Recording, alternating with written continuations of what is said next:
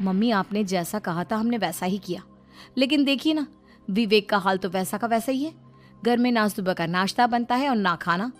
नौकरी पर जाने की बात करूं तो खाने को दौड़ते हैं मुझे। हाँ मम्मी, मैंने भी सुमित को कितनी बार कहा कि अगर नौकरी नहीं करनी तो कोई छोटी सी दुकान ही खोल लो। घर का खर्चा कैसे चलेगा? देखो, दोपहर के 12 बजने आए और जनाब अभी तक सो रहे हैं। हाँ मम्मी, ईशा और सुहाना ठीक कहती हैं। अविनाश का भी यही हाल है। जब मैंने अपनी प्रेगनेंसी के बारे में कहा तो मुझसे कहने लगा, अरे दूसरी लड़कियां तो 9-9 महीने तक नौकरी करती है, बस डिलीवरी के टाइम छुट्टी लेती है। मोहिनी, तुम भी नौकरी करो। अब मुझे कहाँ नौकरी मिलेगी? मम्मी बताओ, अब मैं क्या करूँ?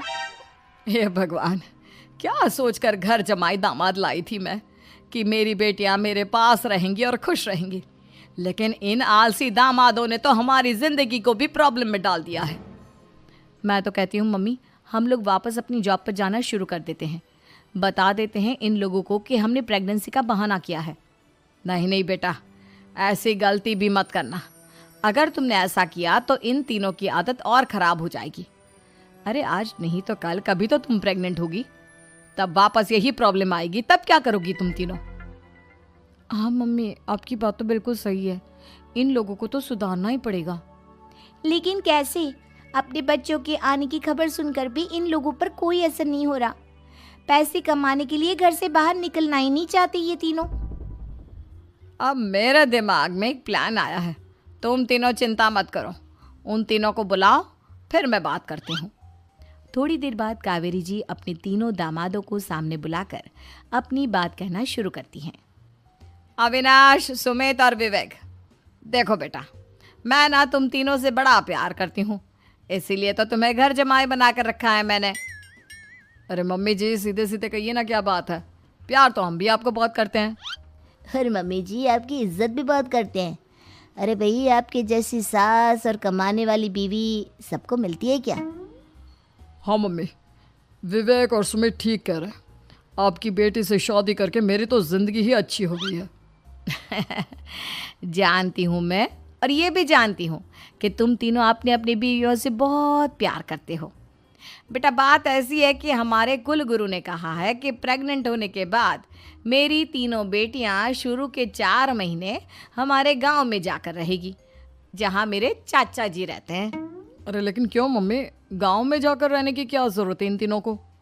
वो क्या है ना बेटा, हमारे परिवार को एक श्राप है। अगर मेरी बेटियों ने यहाँ पर बच्चा पैदा करने की कोशिश की तो उनके बच्चों को कुछ भी हो सकता है। इसलिए अब से लेकर 4 महीने पूरे होने तक इन्हें गांव वाले घर में रहना पड़ेगा। हाँ, तो इसमें प्रॉब्लम क्या है मम्मी जी? हम भी वहाँ जाकर रहेंगे, पिकनिक मनाएंगे। अरे भाई, बीवी जहाँ हम भी वहाँ। हाँ यार, आइडिया तो बहुत अच्छा है। शहर की ज़िंदगी में रह रहकर परेशान हो चुके हैं, अब कुछ दिन गांव में बिताएंगे। तुम लोग समझने की कोशिश क्यों नहीं करते? तुम में से कोई भी वहाँ नहीं जा सकता, और मैं यहाँ रहूँगी ना तुम तीनों के साथ। 4 महीने की तो बात है, उसके बाद ये तीनों ही लौट कर आ जाएंगी। ठीक है मम्मी जी, अब हमारे बच्चों का सवाल है तो ये तो करना ही पड़ेगा। कावेरी अपनी तीनों बेटियों को कुछ दिन के लिए घर से बाहर कहीं दूसरे शहर में रहने के लिए भेज देती है। कुछ दिनों के बाद, अरे मम्मी जी, बहुत दिन से पिज्ज़ा नहीं खाया, मंगवाइए ना। क्या बताऊं बेटा, पहले तो बेटियां खर्चा दे देती थी क्योंकि उनकी नौकरी थी, लेकिन अब तो मेरे पास पैसे ही नहीं बचे। थोड़े बहुत पैसे हैं जो बच्चों की डिलीवरी में काम आएंगे। लेकिन मम्मी जी, आपकी बेटियों को वापस आने में तो अभी बहुत वक्त बाकी है। वही सोच सोच कर परेशान हो रही हूँ। सोच रही हूँ कल से दूध भी बंद करवा देती हूँ। अब दूध वाले को देने के लिए पैसे भी तो नहीं है ना। अरे नहीं नहीं मम्मी जी, अगर दूध भी बंद करवा दोगी तो मुझे चाय कहाँ से मिलेगी? और चाय के बिना मैं तो मर ही जाऊंगा। क्या करूं बेटा, इसके अलावा हमारे पास कोई ऑप्शन नहीं है। मेरे पास पैसे ही नहीं बचे। इस तरह कावेरी जी धीरे धीरे अपने तीनों दामादों को पैसे देना बंद कर देती हैं और घर में खाने पीने की चीज़ें लाना भी बंद कर देती है। अब वो तीनों बुरी तरह से परेशान होने लगे थे और इसलिए एक दिन तीनों प्लान करके घर से बाहर निकलते हैं और बाजार में जाने के बाद, यार अच्छा खाना खाए हुए कितने दिन हो गए, पता नहीं कब अच्छा खाना मिलेगा। हमारी बीवियों के जाने के बाद तो हमारी हालत भिखारियों जैसी हो गई है यार। कुछ भी हो, मुझे तो आज पिज्ज़ा खाना ही खाना है। जेब में 1 रुपया नहीं है और पिज्ज़ा खाएगा, कहाँ से आएंगे पैसे?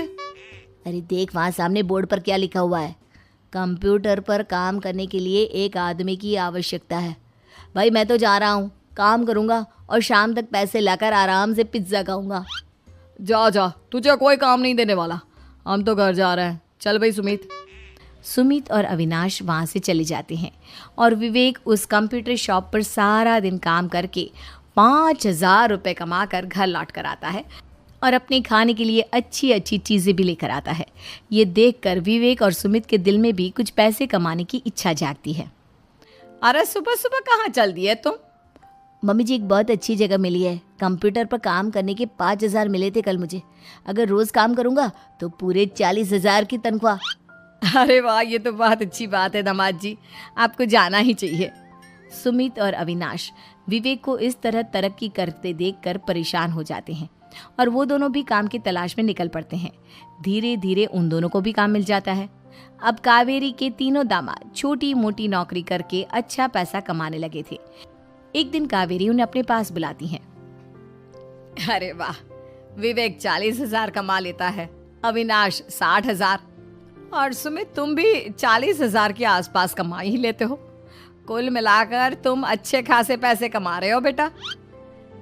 हाँ मम्मी जी, बहुत मज़ा आता है जब महीने के एंड में मोटी रकम हाथ में आती है। पूछिए मत मम्मी जी, घर में रहकर रोटी बना बना कर औरतों जैसा महसूस होने लगा था मुझे तो। हाँ बेटा, तुम तीनों की बात तो बिल्कुल ठीक है। और जानते हो, अब तुम तीनों की पत्नियां भी वापस लौट कर आने वाली है। लेकिन मम्मी जी अभी तो उन्हें गए सिर्फ 2 महीने हुए हैं, आपने तो कहा था वो 4 महीने के बाद लौट कर आएंगी।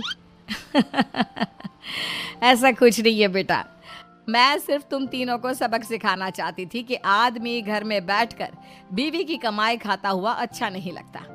इस दुनिया में हर इंसान को मेहनत करनी चाहिए, काम करना चाहिए, चाहे वो औरत हो या आदमी, ताकि अपने परिवार को संभाल सके। कावेरी की बात सुनकर उन तीनों को अपनी गलती का एहसास होता है और कावेरी उन्हें सच बता देती है कि ईशा, सुहाना और मोहिनी शहर में ही कहीं दूसरी जगह रह रहे थे। शाम के वक्त उन तीनों की पत्नियां लौट कर आ जाती है और कावेरी जी का परिवार एक खुशहाल परिवार की तरह रहने लगता है।